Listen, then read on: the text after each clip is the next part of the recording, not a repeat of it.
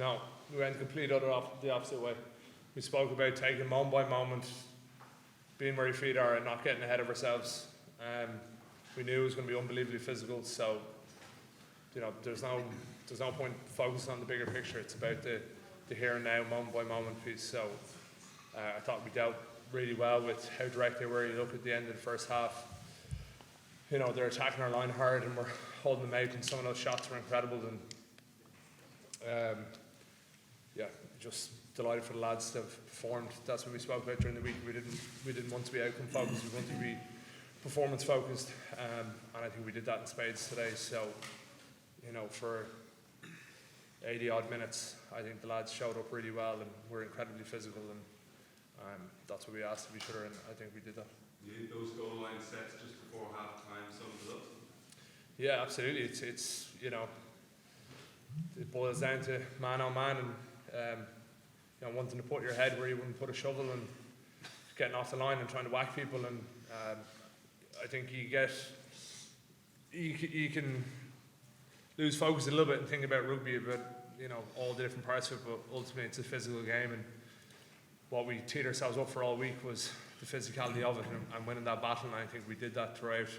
Everyone spoke about the threat of their scrum, and I thought the lads were, a few decisions didn't go our way or whatever else, but you looked at the lads who came on second half, I thought it was incredible, and even the boys who started as well were brilliant. So unbelievably proud of everyone's effort, not just the lads who played today, but everyone who's contributed throughout the season.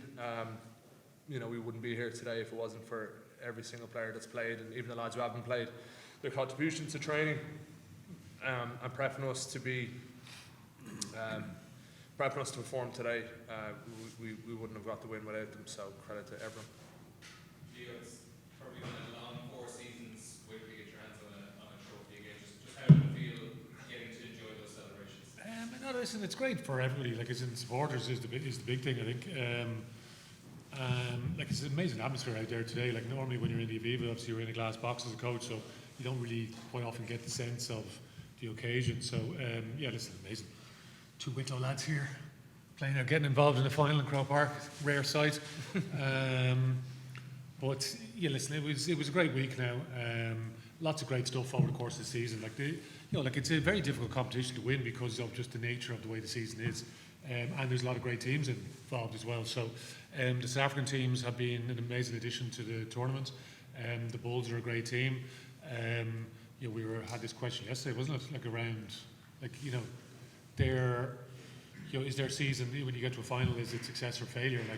Unfortunately, you guys, the way you write is the losers of a final suddenly are failures. Whereas you get to the last 2 teams of the competition, I think you need to be able to celebrate the 2 teams that are in the final. So obviously we've been on the flip side of that in the past, different stages. Does that deem us failures? As in, I personally don't think it is a failure. So listen, we win today, it's great. But we'll move on to the next challenge, and that'll be, we'll watch the guys that are on tour with Ireland and the Lions, and that's a big part of what we obviously want to try and do as well. Push guys on to play at the next level, obviously internationally and beyond. So we're excited to watch that over the next while. All the rest of us will take a bit of a break, put the feet up for a while, spend time with family and loved ones and friends. You've had plenty of rest, though. I played more games this year than I have in the last 2 years combined. So listen, it was a great day today, amazing occasion here at Croke Park. It's the stuff of dreams, really, isn't it, for lots of Irish kids growing up, you know what I mean? So to experience the final here, big thanks to the support that we've had. Listen, it's just to enjoy the moment now. It's, it was 2 really good teams going at it. I just obviously came late into that initial first question, but it was a big moment, wasn't it, before half time? And it wasn't like it was one moment, it was probably about a 10-minute period where we managed to, or the players managed to repel Bulls back over lots of different sequences of plays. So which was, there was a scrum, there was a tap penalty, there was a couple of line-out drives, so to be able to repel them back during that 10 minutes, that was a big statement in the overall context of the game. So it obviously kept us 19 points in front at half time. So listen, the lads were great. I thought they had great mindset. Because again, the complication of being successful at the end of the season is you've kind of we have to navigate two different tournaments, as we know, and it's challenging. You know what I mean? So, and you obviously to deal with the highs and the lows, because it's there's multiple playoff games and all the rest. And listen, I thought the guys how they've responded after an exit one competition and be able to dust themselves off to go again. You know what I mean? So it's pleasing. So anyway, it's on to the next challenge now. Coach, at the end the crowd were chanting Leo, Leo, Leo throughout the entire stadium. Can you talk your emotion hearing that? That's for Leo the Lion, by the way. Just for clarity.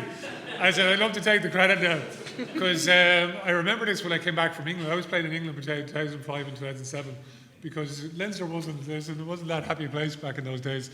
But I remember playing the RDS 2007, and we were like, we were defending the line, and I could hear the crowd go, Leo, Leo. And I said, this crowd don't believe me.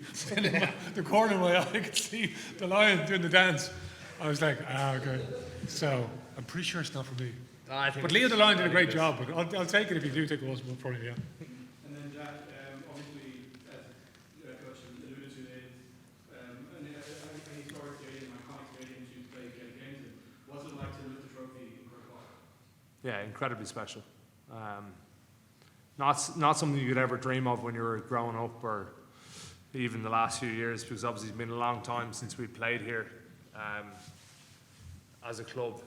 So it's not something that was ever kind of on your radar, but it's just fantastic. And I know it wasn't full today, but there was 46,000 people there, and we could feel every single one of them. You could hear their voices, and they got behind us, and they stayed after, the final whistle. They stayed for half an hour, 40 minutes afterwards for us to do a lap to lift the trophy and all that. And it's, one of the big reasons why we do is to give back to the people who come to support us day in, day out, and to the good days and the bad days. And it's incredibly pertinent that we give them something to celebrate, and I think everyone's just elated with a good performance more than anything else, and to give back to all those supporters. Who's like the order to go to the Rugby stand and lift the trophy? I have absolutely no idea. I was conscious of the lads. Marcus Obukley needs a shout out at least once a week, so I was conscious of the lads trying to lift up my shirt and make an absolute mug of me, so I was tucking that in, and I was trying to get off there as quick as I could. But no, look, to stand, to be on the Hogan stand to lift the trophy with all your mates and family, loved ones, yeah, it's incredibly special, and something that will live long in the memory. You didn't have to speak for Dave? I had a few words off Gaelic, but I was told that my pronunciation was all over the place, and they told me not to do it. So, yeah, I didn't have too much Irish, but I didn't think they wanted to give me a speech, did they? No, I was told less is more. Right. The first trophy you shared, kind of keeping a tradition going there, important and nice moment of that. Yeah, huge, and I think it's obviously. I would have loved to have Ross and Limo and Robbo up there as well, but I think 3 people to lift the trophy is enough. But I think it's Cullen was a fantastic captain. I'm only here today because he unfortunately has been injured, and he's led the team unbelievably well throughout the season. And for me and him, we obviously compete for position, but we get on unbelievably well. And I wanted to make sure that we pay due respect for everything he's done for the year that he's been skipper, because I think he's been brilliant, and he's taken in a stride. And obviously for Keane, who is probably Leinster's greatest ever servant, for everything he's done. And he would hate that, and I said it to him before we went up there. I was like, I want you to do this. I know you're going to say no, but please come up and lift the trophy, because it's only fitting that someone like that who's given their all and has done incredibly well over the years gets his final moment with the trophy. And I'm glad he said yes, because I really thought he was going to fight me on it, because he's not one for the limelight. He doesn't want the attention on like that. So I'm delighted he came up with Cullen and myself and lifted the trophy, because it's the least he deserves.